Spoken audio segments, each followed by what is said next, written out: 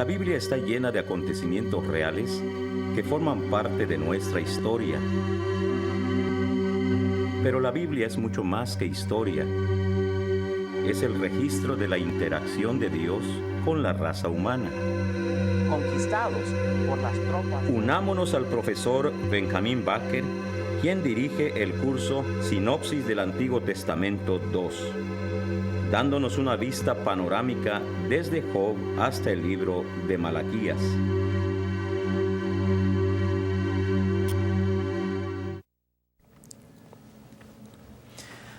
Así me ha mostrado Jehová el Señor. He aquí un canastillo de fruta de verano. Son las palabras de Amós que vamos a examinar en este estudio. La fruta producida en Israel durante el verano se madura rápidamente por el calor y por lo tanto la cosecha viene muy pronto. El mensaje es que hay muy poco tiempo para arrepentirse porque el juicio de Dios viene muy pronto. También vamos a estudiar el libro de Jonás. En este episodio es interesante que él también predicó un mensaje de arrepentimiento, pero a la misma gente enemiga de Israel. Sin embargo, es irónico que fue él mismo que tuvo que arrepentirse primero. Jonás realmente es el único libro de la Biblia que tiene un tema marítimo. Esto se debe a que Israel ocupaba los montes y no las costas. Los israelitas tuvieron miedo del mar porque de allí venían sus peores invasores, los filisteos. En toda la Biblia, el mar se usa figuradamente de las naciones gentiles. Sin embargo, quiero que usted se sienta la relación con Jonás y con Amós. Vamos a comenzar con el libro de Jonás porque cronológicamente viene antes de Amós. En el episodio anterior fuimos bendecidos con los libros de Abdías y Joel, pero entre Joel y Jonás pasan 65 años. Eliseo tuvo ministerio durante parte de este tiempo, pero básicamente Dios no los estaba hablando muy a menudo, porque no fueron obedientes a la revelación que ya tenían. Aquella verdad es un principio para todo tiempo. Cuando no somos obedientes a todo lo que sabemos de Dios, Él deja de hablarnos y cuando eso sucede, tenemos que buscarlo de todo corazón. Entonces, comenzando con el libro de Jonás, vamos a hacer las mismas preguntas sinópticas que acostumbramos. La primera pregunta es, ¿quién escribió el libro? Es una pregunta válida porque encontramos que el libro fue escrito en la tercera persona. ¿Quién aparte de él mismo podría dar tantos detalles personales sobre su actitud y su oración mientras se hundía en el mar? Lo más probable es que Jonás mismo escribió el libro y que usó la tercera persona como una acusación de sí mismo y de sus compatriotas por su falta de compasión por la gente pagana. Parece que los ninivitas fueron más prestos a la voz de Dios que la misma gente de Israel. Jonás mismo dice que es el hijo de Amitai y Segunda de Reyes 14:27 lo identifica como un profeta acreditado de Gat-Efer, un pueblo cerca de Nazaret de la tribu de Zabulón. Los judíos dicen que es el hijo de la viuda de Sarepta, que fue resucitado por Elías. Eso es muy interesante y no me sorprendería, pero no hay manera para investigar esta tradición. La segunda pregunta, ¿cuál es el sentido del título? Ya hemos observado que todos los libros de los profetas simplemente llevan su nombre. No eran como los autores modernos, pero el mismo nombre Jonás llama la atención porque quiere decir paloma. Es interesante que fue enviado a Nínive como un mensajero de paz. Sin embargo, cuando por fin llegó a Nínive, sacó las garras como un ave rapaz. El nacionalismo del tiempo había cegado al corazón del profeta a los propósitos que tiene Dios para alcanzar a todo el mundo con su misericordia. Una pregunta muy importante es, ¿cuándo fue escrito el libro? Hemos llegado a la mitad de la segunda serie sobre el Antiguo Testamento. Sin embargo, no estamos muy cerca al final del cuadro cronológico. Esto es porque hemos vuelto a repetir una parte de la historia del reino porque estas son las circunstancias en que los profetas estaban ministrando.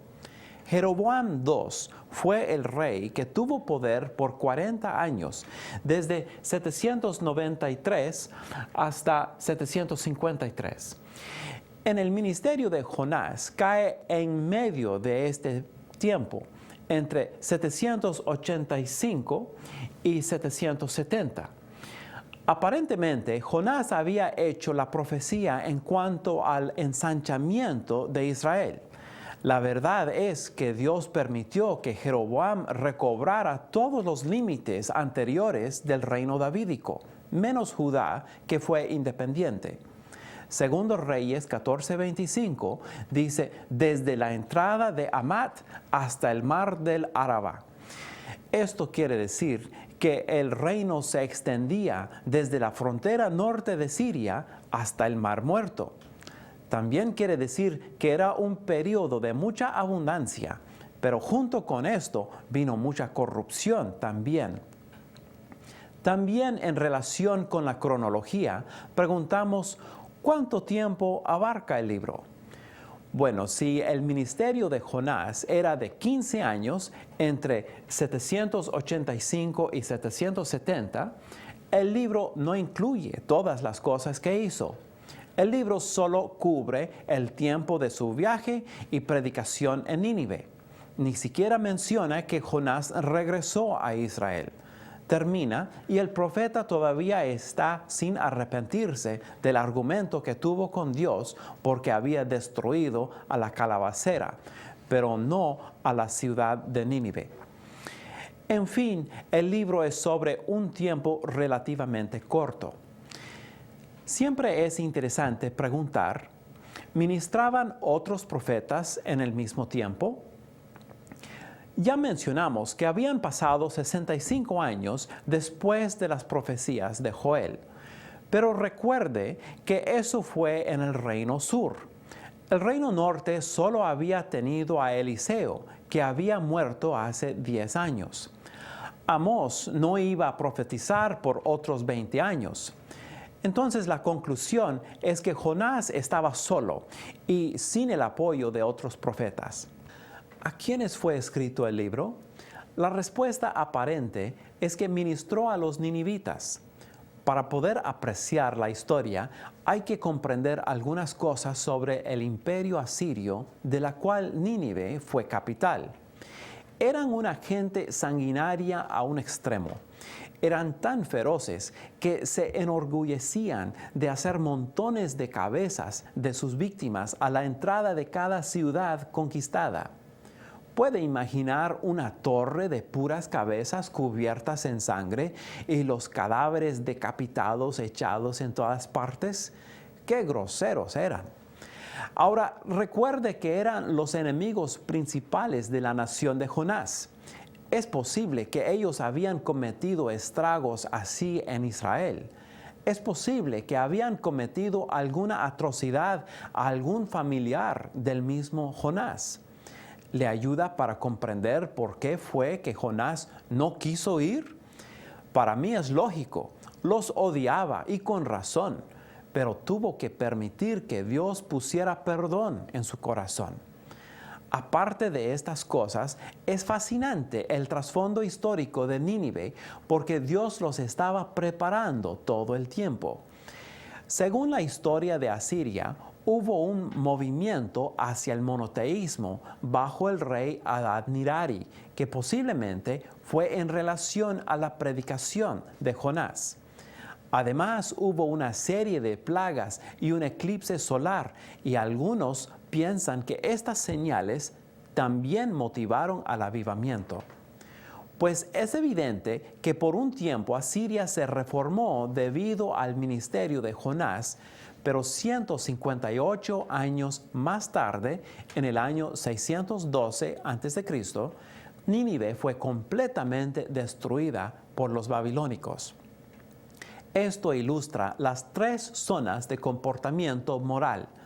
La obediencia nos pone en una zona de gracia.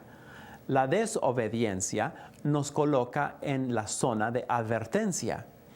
Esto es cuando tenemos una oportunidad de cambiar. La desobediencia continua nos baja a la zona de juicio. En el caso de los asirios y de Israel, vemos que la inmoralidad cambió después de una advertencia, pero pronto fue de mal en peor. Israel fue llevado en cautiverio por el mismo imperio asirio solo 48 años después de Jonás. Podemos ver el mismo siglo en varios imperios, incluso los aztecas y los incas. Cuando comenzaron a practicar sacrificio humano, cruzaron de la zona de advertencia a la zona de juicio, y el juicio de Dios no tardó mucho. Sin embargo, Jonás probablemente no escribió hasta regresar a Israel. Entonces, ministró a los ninivitas, pero no les escribió. El mensaje escrito fue para el pueblo de Dios como una demostración del amor y la misericordia de Dios para todas las naciones. La red de Dios es más ancha de lo que imaginamos. Otra pregunta es, ¿cuál fue el propósito del escritor? Jonás escribió para dejar un récord de lo que había aprendido. Era tan importante que quiso que el pueblo de Dios siempre recordara la importancia de la universalidad del amor de Dios. El mensaje de Abdías tenía un tono de exclusivismo, pero siempre estaba pregonando la justicia contra la maldad. Jonás es un recuerdo a todo creyente que cuando perdemos interés en ganar almas para Cristo, perdemos la visión del propósito y el plan de Dios para el mundo. ¿Cuál es el contexto geográfico para los eventos del libro? Es absolutamente necesario comprender la geografía de los sucesos en el primer capítulo de Jonás para poder comprender el resto de la historia. En primer lugar, capítulo 1, versículo 3, dice que descendió. Eso quiere decir que bajó de las montañas de su tierra y bajó a la costa, nivel del mar. Llegó a Jope, una pequeña ciudad portuaria, y de allí compró su boleto y se embarcó para Tarsis, que sería el país de España hoy día. Ahora, el lugar a donde Dios le había enviado fue hacia el noreste y Jonás se estaba dirigiendo hacia el oeste. Entonces fue en el mar Mediterráneo que fueron azotados por la tempestad y en donde Jonás fue echado. Probablemente fue en las playas del Líbano en donde el pez lo vomitó y recibió la comisión por segunda vez. Ahora, ¿de qué se trata el libro? Temas y contenido. Jonás está repleto de milagros y por eso ha sido atacado por liberales y todos los que no creen en la Biblia.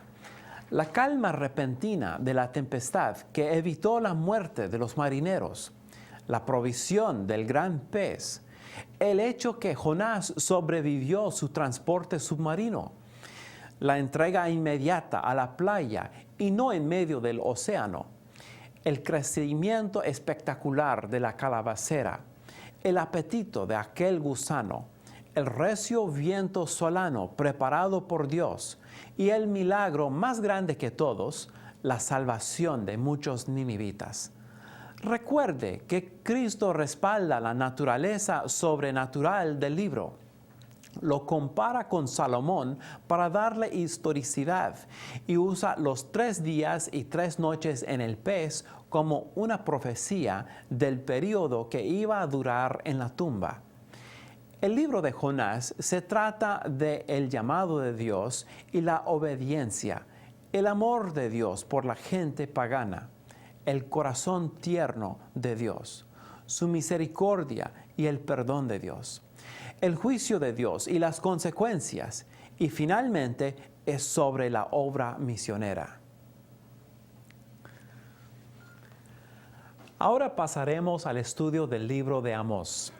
En el canon viene después de Joel porque se trata del día del Señor y por la frase Jehová rugirá desde Sión, que se encuentra en ambos libros. Conviene estudiar este libro junto con el de Jonás porque cronológicamente es el siguiente profeta y porque profetizó durante el reinado del mismo rey malvado Jeroboam II. Esas cosas nos ayudarán a comprender mejor la época en que ministraron. Era una época de conquista y corrupción, de materialismo y maldad. Parece que cuando tenemos abundancia, nunca estamos satisfechos. El ser humano siempre quiere más. Entonces la gente de Israel eran muy normales en su condición humana.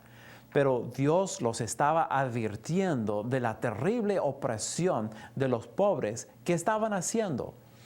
Hacían cualquier cosa para tener una ganancia. El capítulo 6 es sobre la enfermedad de los ricos. Sufren de la miopia porque no se dan cuenta de que perderán todo igual de rápido como lo obtuvieron. Las consecuencias son tan seguras como una ley de la naturaleza. Por ejemplo, en 6:12 pregunta a Amós, ¿correrán los caballos por las peñas? Pues sabemos que un caballo no puede correr verticalmente. Entonces, mucho menos, exclama Amós, podrán los bueyes arrar verticalmente en roca maciza. Luego los acusa de convertir el fruto de justicia en ajenjo. Amós predice las consecuencias porque no se puede contradecir la ley de Dios, nunca. Bueno, en lugar de dar el estudio, estoy predicando. Vamos a hacer sinopsis. ¿Quién escribió el libro? Amós no fue un profeta profesional. La verdad es que los había, y los judíos religiosos, tanto como los que estaban ya en sectas y cultos, tenían sus instituciones. Pero Amós es sencillo. Era de Tecoa, un pueblo a 10 kilómetros al sur de Belén, en Judá. Entonces era sureño y no como Jonás, que era del norte. Su trabajo era de cuidar las ovejas de otros. Leamos sus propias palabras en 7:14. Soy boyero y recojo higos silvestres. Aparentemente el sicómoro da un fruto y Amós lo cultivaba. Parte del proceso es perforar la cáscara para que se madure dicha fruta. Pero lo fascinante es la obra que hizo Dios en él. A pesar de no tener la preparación académica de un profeta, exhibe un intelecto fino y una tremenda capacidad para escribir. Su estilo es clásico y la manera en que usa el idioma es una maravilla. Igual como Jonás, fue un profeta misionero. En el capítulo 7 lo encontramos en Betel, que fue hecha en la capital religiosa desde la división del reino cuando Jeroboam I estableció allí un becerro para la adoración de la gente. Fue una perversión de los altares construidos en el mismo lugar por Abraham, Jacob, Josué y Samuel. Los habían convertido en un relicario, un paraje para las abominaciones de Moloc y Kiun. En su sensibilidad moral, Amós fue ofendido y alarmado por las perversiones que vio allí en Betel. Amasías fue el sacerdote de aquella religión y atacó a Amós. Realmente no sabemos el resto de la historia ni cómo murió el profeta.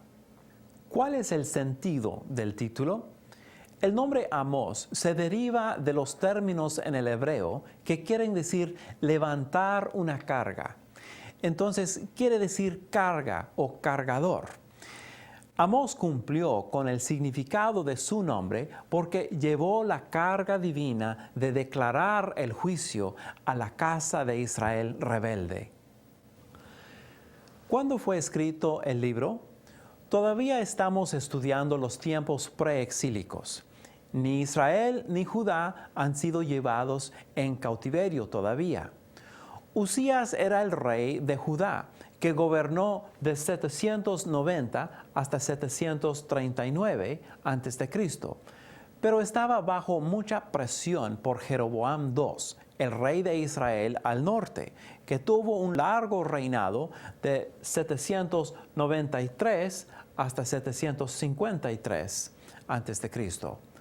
Un punto de referencia es dado en el primer versículo.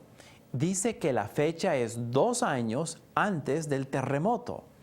Josefo, en su libro de Antigüedades, libro 9-10-4, dice que el terremoto ocurrió durante el reinado de Usías para castigar al rey cuando entró en el templo para ofrecer sacrificios. También es mencionado por el profeta Zacarías en 14:5. Aunque no sabemos la fecha exacta del terremoto, por lo menos nos ayuda a poner la fecha del profeta durante el reinado de Usías. Por eso fechamos el ministerio de Amós entre los años 765 y 755. ¿Cuánto tiempo abarca el libro? Parece que su ministerio duró solamente 1 año. Su ministerio podría haber sido más largo, pero parece que solo una parte aparece en el libro. La fecha de aquel año probablemente fue 760 a.C. ¿Ministraban otros profetas en el mismo tiempo? Amós tuvo su ministerio después de Joel y Jonás y un poco antes que Oseas, pero la última parte de su vida es al mismo tiempo que Oseas. Isaías tuvo su ministerio un poquito después. Oseas e Isaías son los libros que estudiaremos en el próximo estudio. ¿A quiénes fue escrito el libro? La primera parte del libro contiene 8 pronunciaciones de juicio contra la variedad de naciones. En 3 de los casos se dirige a una ciudad capitalina de una nación. Por medio de esa parte comprendemos que es la totalidad de la nación. Comenzando en 1:3, juicio sobre Damasco, la capital de Siria, sobre Gaza, la capital de Filistea, sobre Tiro, la capital de Fenicia, sobre Edom, Amón, Moab, Judá e Israel. Aparentemente, Amós fue un poderoso profeta que estaba dirigiéndose en el nombre de Dios contra un gran número de los países del Medio Oriente. Es interesante que los imperios grandes como Asiria, Egipto y Babilonia no son mencionados. En mi opinión es porque aquellos imperios no tuvieron mucha fuerza en aquellos tiempos. Es por esta razón que Judá e Israel están gozando de tanta prosperidad. Por la misma razón, los ricos no pueden imaginar que van a perder todo y entrar en cautiverio en menos de 40 años. Comenzando en capítulo 3, encontramos 3 sermones de Amós. Los 3 fueron dirigidos contra la nación de Israel, el reino norte. En cada sermón, progresivamente les habla de su pasado, su presente y su futuro. Hermanos, nosotros también somos Israel. Somos el pueblo escogido por Dios. Por lo tanto, Amós nos habla como si fuera nuestro pastor y nos habla duro. Pero no lo rechace. Si nos humillamos, veremos que hay cosas en nuestras vidas que necesitan un mensaje áspero. ¿Cuál fue el propósito del escritor? Los profetas hablaban de un sentimiento profundo en su corazón contra todo lo malo. Después de hacer las correcciones como veían necesario, también animaban a la gente. El profeta verdadero sentía un ardor cuando veía los abusos económicos, sociales, políticos y sobre todo los abusos espirituales.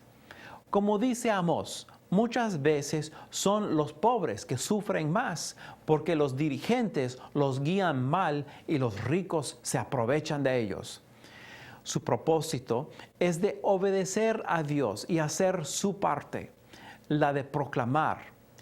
También quiere corregir la situación, pero sabe que tendrá que dejar eso en las manos de Dios. A mí me encanta la geografía bíblica, entonces vamos a preguntar ¿cuál es el contexto geográfico para los eventos del libro? Ya hemos mencionado que Amós es de la parte meridional de Judá. La aldea de Tecoa estaba a unos 8 kilómetros al sur de Belén o 12 de Jerusalén. Era un puesto militar para guardar contra los ataques por nómadas que venían del sur que entraban como una guerrilla.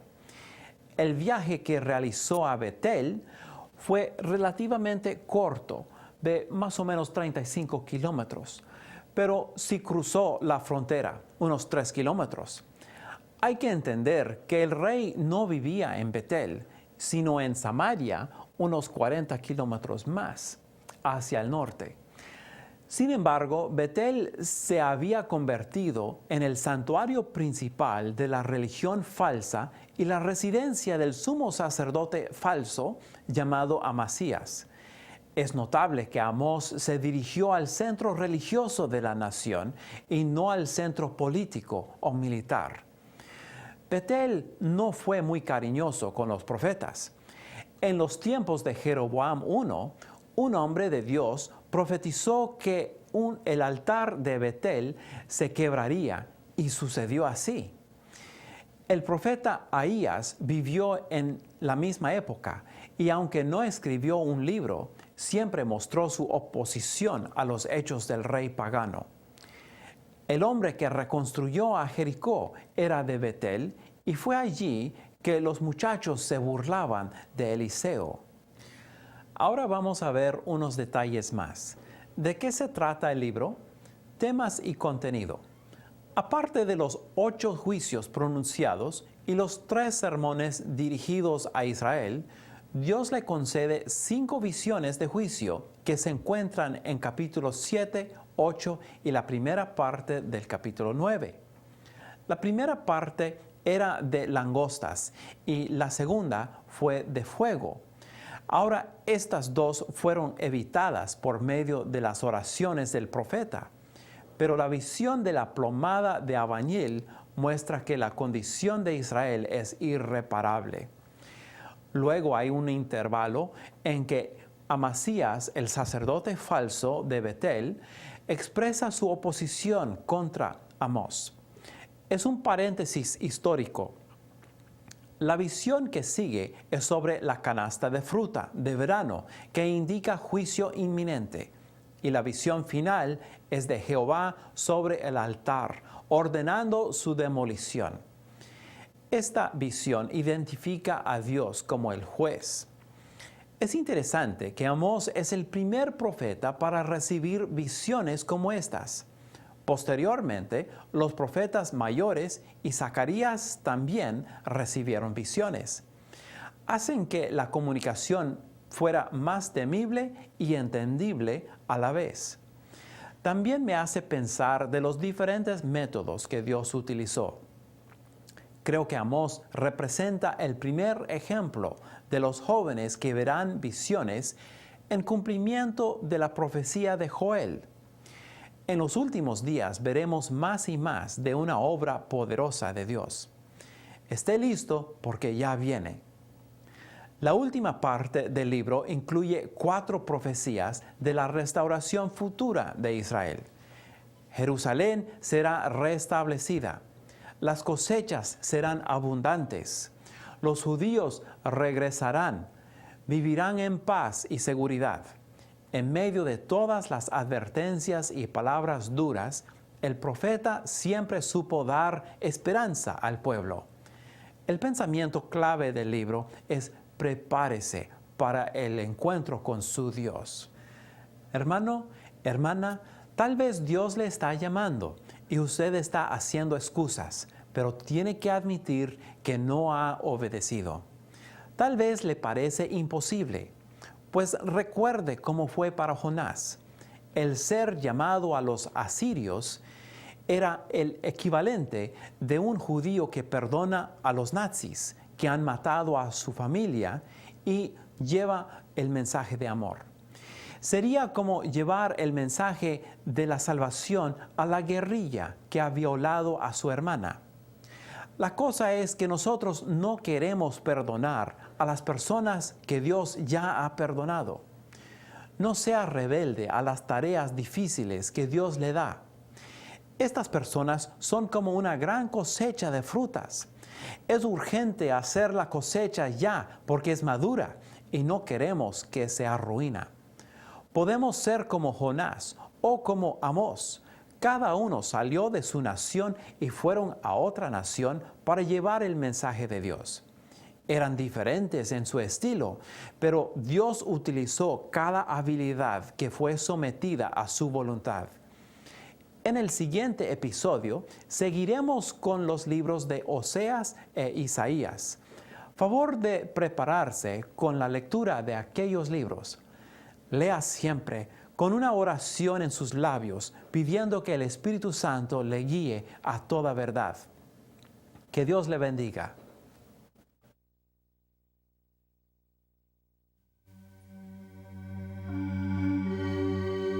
Así concluye la lección de hoy. Le invitamos para que nos acompañe la próxima vez cuando el profesor Benjamín Baker continuará con este estudio del Antiguo Testamento 2.